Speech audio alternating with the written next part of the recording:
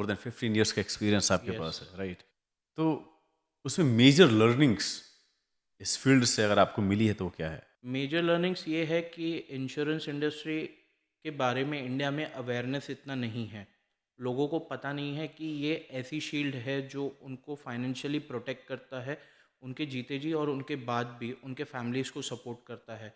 तो वो जो एक अवेयरनेस फैक्टर है, वो काफ़ी नेग्लिजिबल लेवल पे है इंडिया में, जिसको गवर्नमेंट को या जो रेगुलेटरी बॉडीज़ हैं, उनको इन चीज़ों को प्रमोट करना चाहिए। तो they are not doing it? They are doing it but it's on a very negligible term. इतना आप गवर्नमेंट का इनिशिएटिव नहीं देखोगे जहाँ पे वो बोलेंगे कि इंश्योरेंस आपके लिए क्यों ज़रूरी है। आज लोगों को लगता है कि मैं इंश्योरेंस ले लूँ लेकिन कल को मुझे क्लेम नहीं मिलेगा।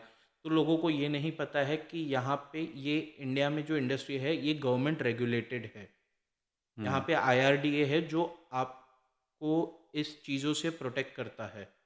ओके। तो ऐसा नहीं है कि आप प्रीमियम पे करोगे, पॉलिसी लोगे और कल आपको क्लेम नहीं मिलेगा। ये एक बड़ा मिथ है लोगों में। ओके। तो अगर आपने प्रीमियम पे किया है, आपका क्लेम जेन्युइन है, तो क्लेम मिलना आपका हक है और वो आपको मिलकर ही रहेगा। ओके। सो अगर मैं बात करूँ, because you have more than 15 years of experience, yes.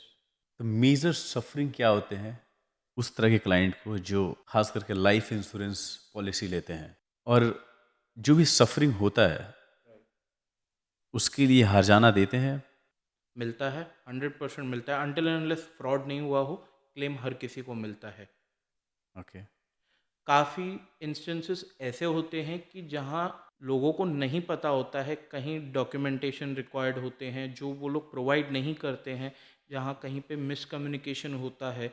अगर देखिए मेन फैक्टर ये काम करता है कि अगर आपका जो एडवाइज़र है, जिनके थ्रू आपने पॉलिसी ली है, अगर वो क्वालिफाइड हैं, एक्सपीरियंस्ड हैं, तो आपको क्लेम में कभी दिक्कत नहीं आएगी। ओके। तो ये जब भी आप पॉलिसी लेते हैं, आपको ये जानना ज़रूरी है कि आप जिससे ले रहे हैं, क्या वो उतना क्वालिफ़ाइड है कि वो आपकी ज़रूरत समझ के आपको जो रिक्वायरमेंट है, आपको वो प्रोडक्ट दे रहा है कि नहीं।